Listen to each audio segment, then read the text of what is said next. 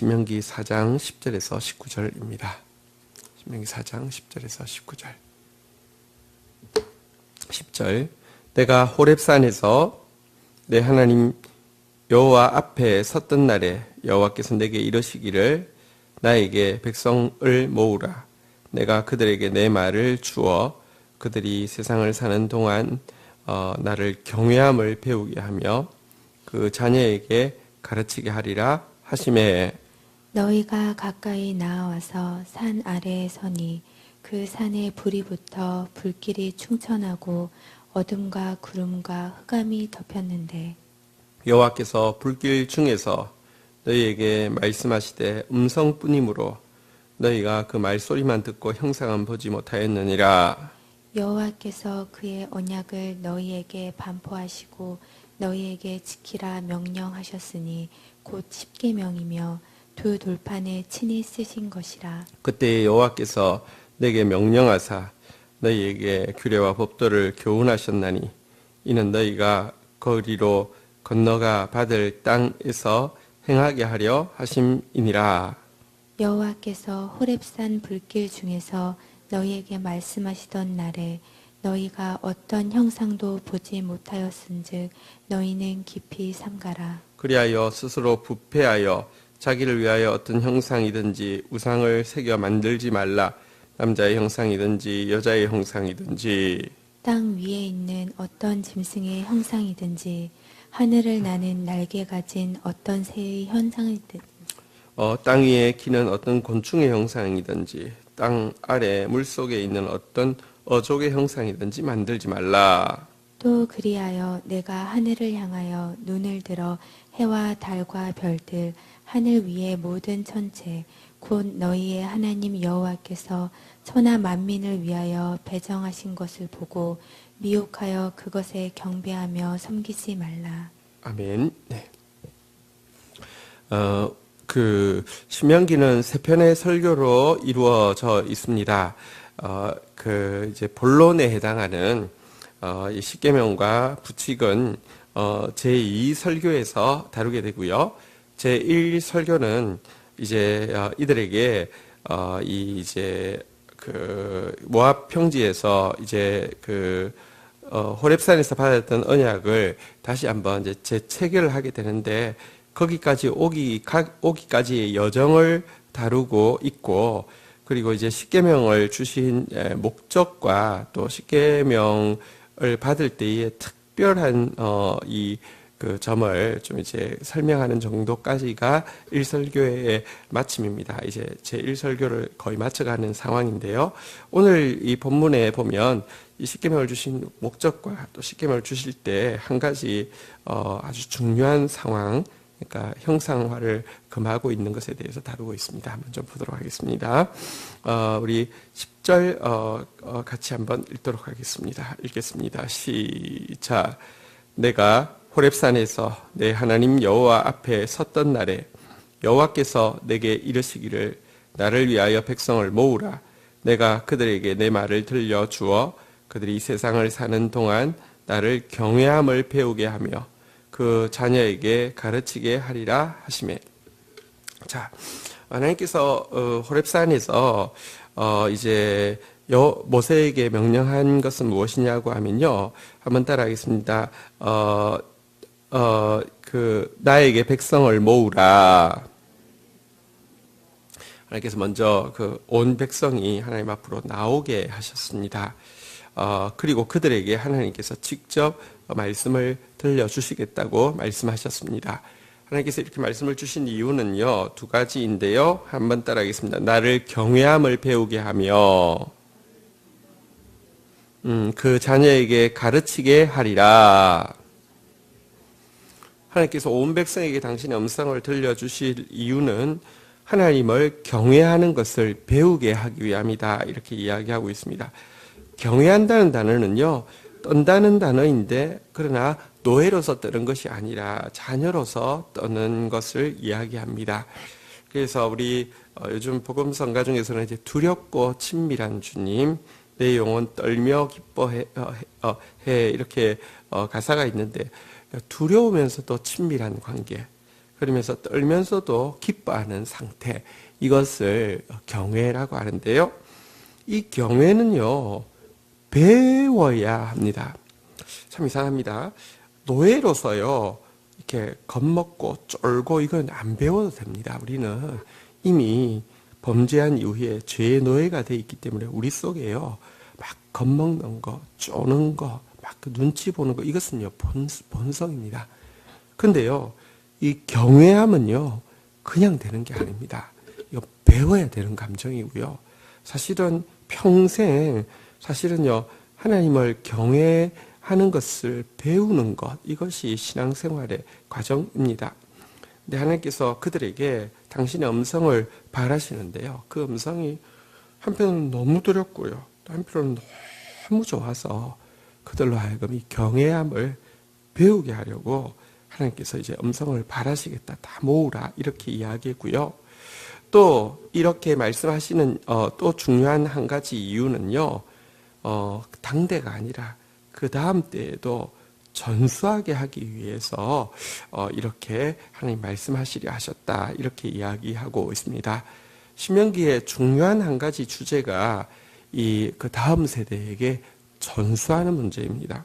실상 모세도 지금 이제 이 신명기를 기록한 이유는 자기는 그 땅에 들어가지 못하지만 믿음의 다음 세대들에게 그가 받았던 호렙산에서 받았던 십계명과 이 규칙을 전수하기 위함인 것처럼, 또 이제 하나님께서 그 이제 워낙 주셨던 중요한 이유가 이 언약을 다음 세대에게 전수하는 것, 이게 신명기의 중요한 주제인데요. 자, 11절 같이 한번 11절 12절 교독을 하도록 하겠습니다. 너희가 가까이 나와서 산 아래에서 서니 그 산에 불이 죄송합니다. 예, 맞죠? 예, 네. 너희가 가까이 나와서 산 아래에서 서니 그 산에 불이 붙어 불길이 충천하고 어둠과 구름과 흑암이 덮였는데 여호와께서 불길 중에서 너희에게 말씀하시되 음성뿐이므로 너희가 그 말소리만 듣고 형상은 보지 못하였느니라. 자, 그래서 백성들이 이제 가까이 나왔습니다. 산 아래에 모였습니다. 자, 그러자 주님께서 임재하셨습니다. 임재하실 때요, 산에 불이 붙어서 불길이 충천하고, 우리가 어떤 현상인지 잘 모르지만, 예를 들면 이제 우리 화산을 폭발할 때나 이럴 때는 이제 산에 이제 불이 이제 막 이렇게 막 연기가 나다가 불이 훅 또 밤에 올라오고 막 이런 게 있잖아요, 그죠? 자, 근데 이제 산에 이제 불이 붙어서 막 하늘을 오르고요. 갑자기 어둠과 구름과 흑암이 덮였는데 막 주위가 캄캄해지고 이렇게 되었다, 이렇게 이야기를 하고 있었습니다. 굉장히 두려웠겠죠. 이런 장면을 본 적이 없었으니까 굉장히 두려웠는데요. 여호와께서 불길 중에 너희에게 말씀하시되, 하나님께서 직접 말씀하셨습니다. 이것은 우리가 유념해서 볼 필요가 있습니다. 출애굽기에 보면 하나님께서 직접 이스라엘 백성들에게 다 하나님께서 원하게 말씀하실 계획이셨습니다. 십계명에 대해서 호렙산의 언약을 그들과 체결할 계획이셨습니다. 그래서 하나님께서 말씀하셨는데요. 자, 이 말씀하실 때 지금 한 가지 상황에 대해서 좀 강조적으로 이야기하고 있습니다. 한번 따라하겠습니다. 말씀하시되 음성뿐이므로 말소리만 듣고 형상은 보지 못하였느니라. 그때 너희들 그 조상들은 분명 음성으로 말씀을 들었다. 형상이 어떻게 보인 건 아니고 말소리만 들었다. 이거 좀 강조하고 있습니다. 이게 굉장히 좀 중요한 내용이고요. 지금 제1설교를 마무리하면서 강조하고 있는 대단히 중요한 포인트인데요.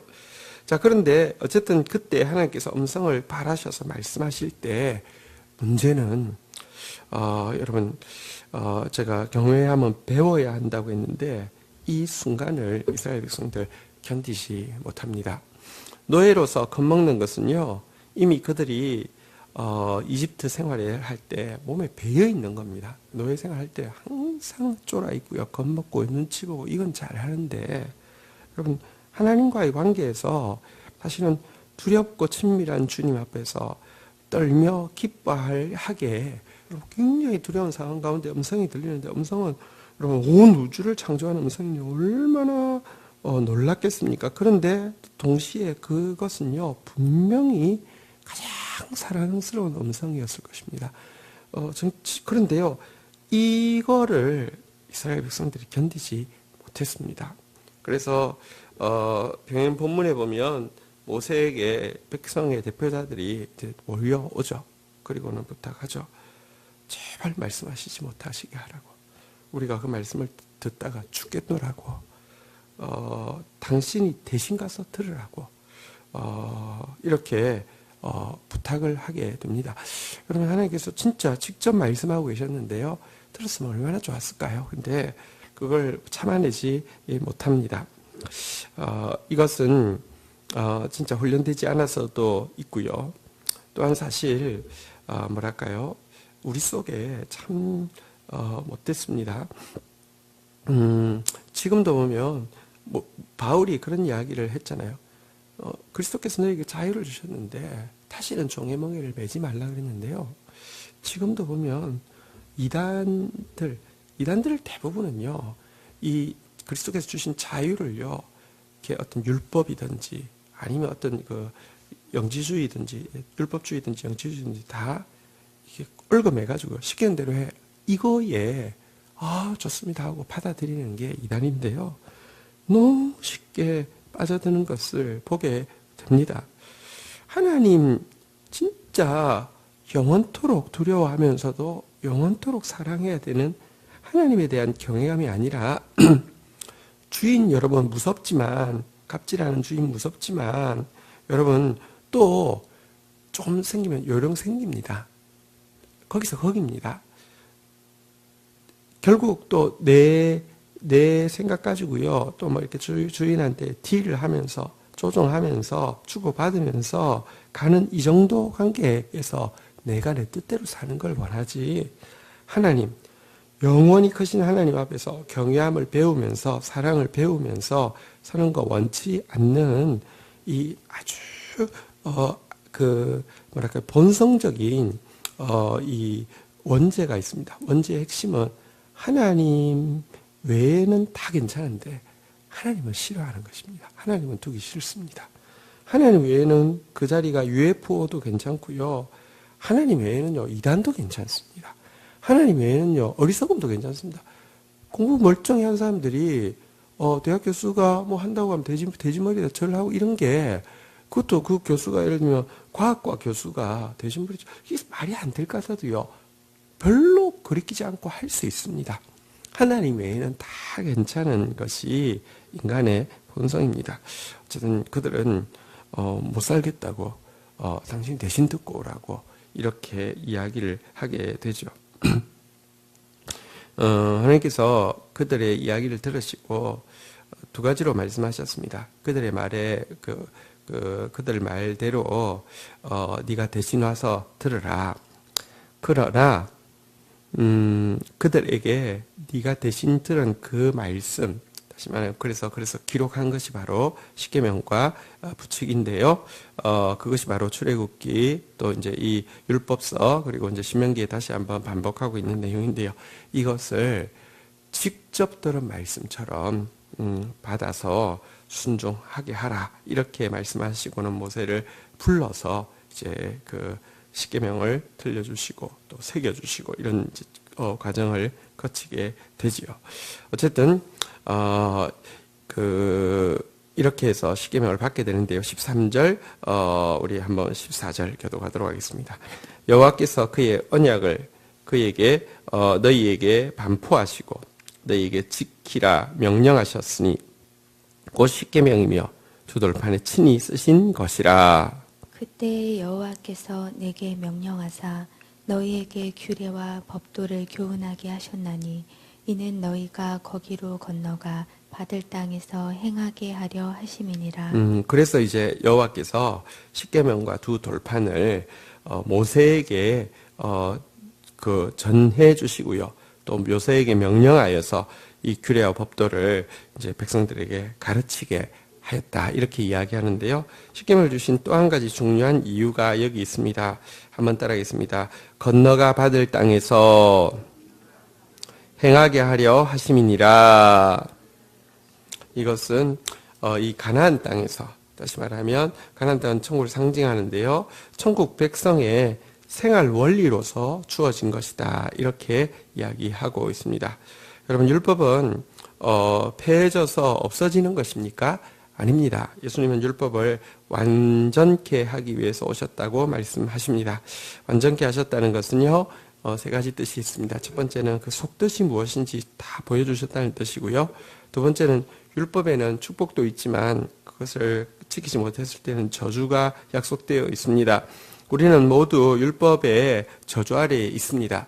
그런데 예수 그리스도께서 그 저주를 대신 걸머지심으로 말미암아 율법의 요구, 다시 말하면 죄의 삭은 사망이라는 요구를 완전케 갚아주셨다는 뜻이 있고요. 세 번째는 성령께서 오심으로 말미암아 율법을 지켜 행할 수 있게 하셨다. 이게 율법을 완전케 하셨다는 뜻입니다. 율법은 없어지는 것 아닙니다. 완성된 것입니다. 물론 율법에서 이제 십계명에 붙이게 보면 몇 가지 부분들이 있습니다. 예를 들면 정결례랄지, 아니면 절기랄지, 아니면 제사법이랄지, 아니면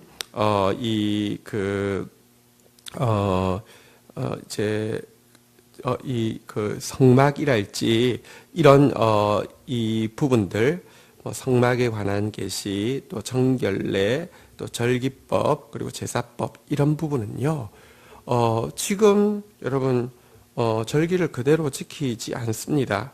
지금 제사를 여러분 짐승 잡아서 이렇게 드리지 않잖아요, 그죠?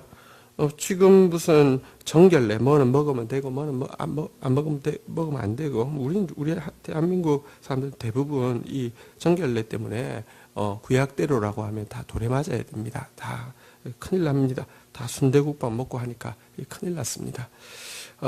지금 이런 부분들은 성막, 우리가 예배당을 지을 때 성막 구조로 막 짓고 이러지 않지 않습니까?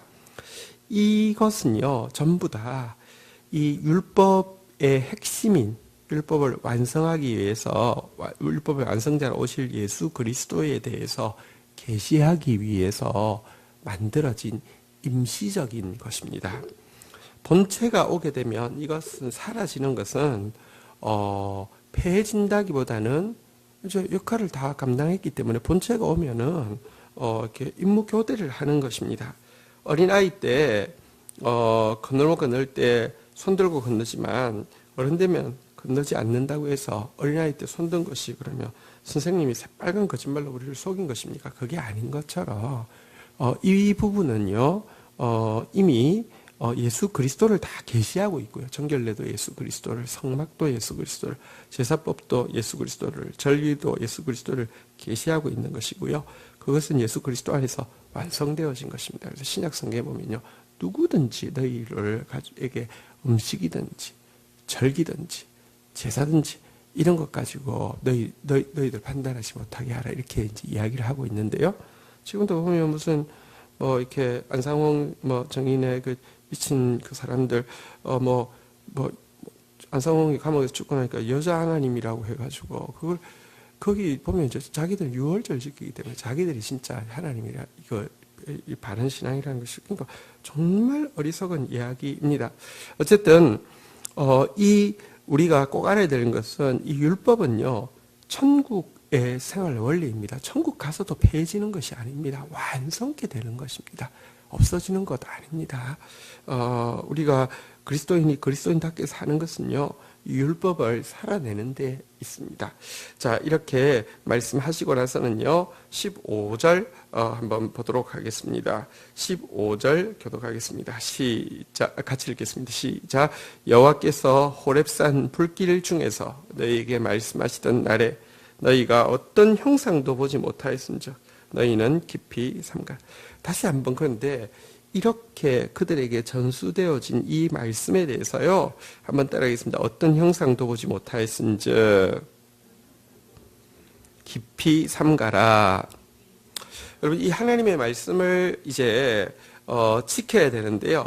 이 말씀을 지킴에 있어서 너무너무 중요한 것이 무엇이냐? 이 말씀이 전수되는 첫 순간에도 어떤 형상도 보지 못했고 말소리만 들었던 것이고, 그렇기 때문에 이 말씀을 제대로 지키려고 하면 어떤 형상화도 해서는 안 된다는 사실을 깊이 명심해야 된다. 이렇게 이야기를 하고 있습니다. 어쨌든 지금 제1설교의 끝부분은 형상화를 금지하는 부분에 대해서 이렇게 전체를 할애해서 끝부분에 강조를 하고 있습니다. 왜 이게 이렇게 중요할까요? 일단 16절부터 보면요. 16절부터 19절까지 내용에 보면 하나님을 형상화해서는 안 되는 리스트가 쭉 나오는데요. 벗어날 수가 없습니다. 무엇도 만들어서는 안 된다는 것을 명확히 합니다. 한번 보시겠습니다. 교독을 해보겠습니다. 그리하여 스스로 부패하여 자기를 위하여 어떤 형상대로든지 우상을 새겨 만들지 말라.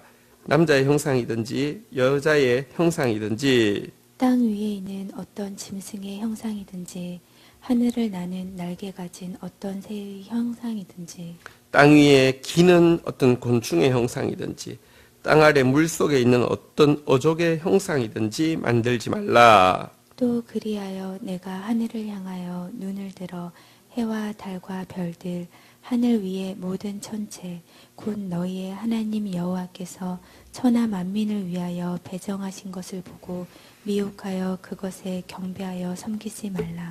자, 이제 하나님 분명히 말씀만 하셨다.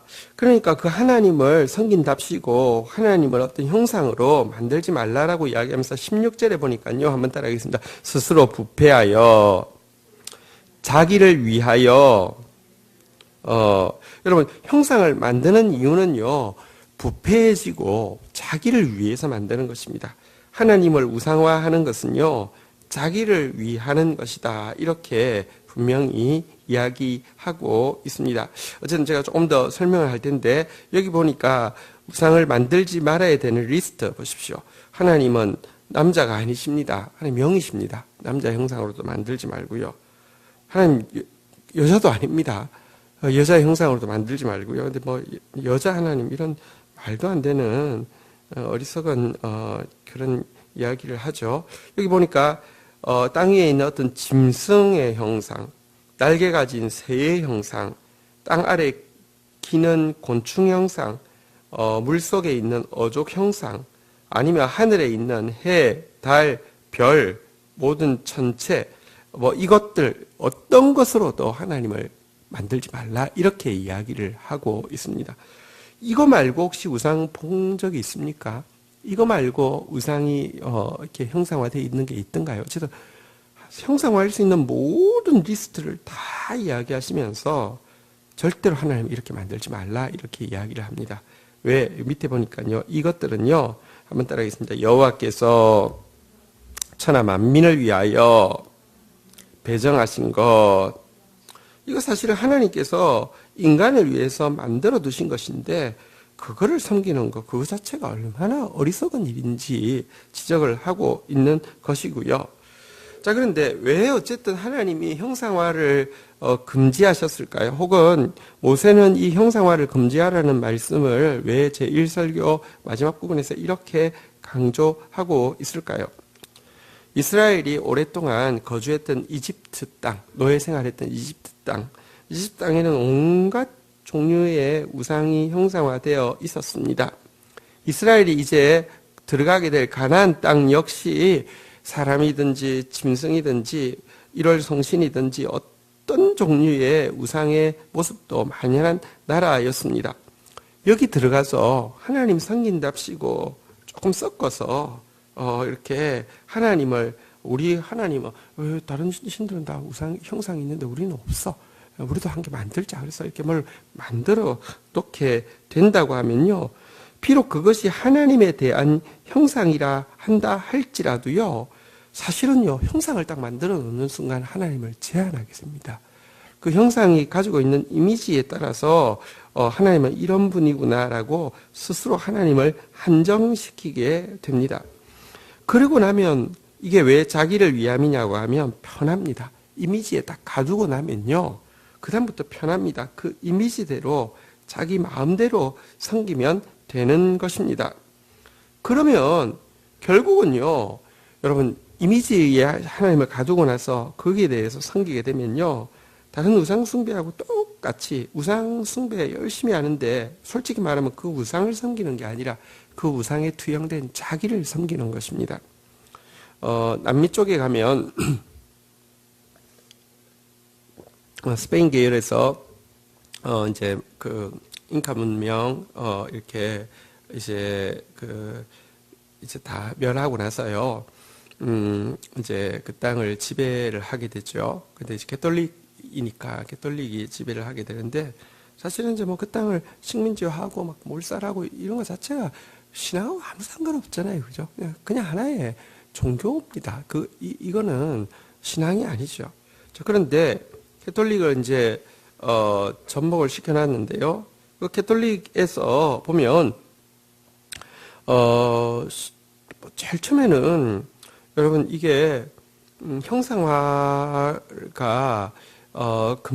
형상화를 금지하라는 것은 너무 당연한 일 아닙니까? 이게 이 십계명에 있으니까요.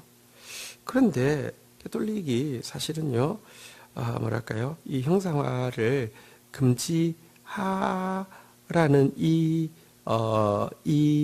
이거를요, 뭐랄까, 마리아를 막 높이면서부터 이 형상화를 금지하라는 것을 자연스럽게 폐지를 하게 되었습니다. 뭐냐고 하면, 하나님이, 이렇게 이제, 이렇게, 그러니까, 하나님이, 이렇게, 이제,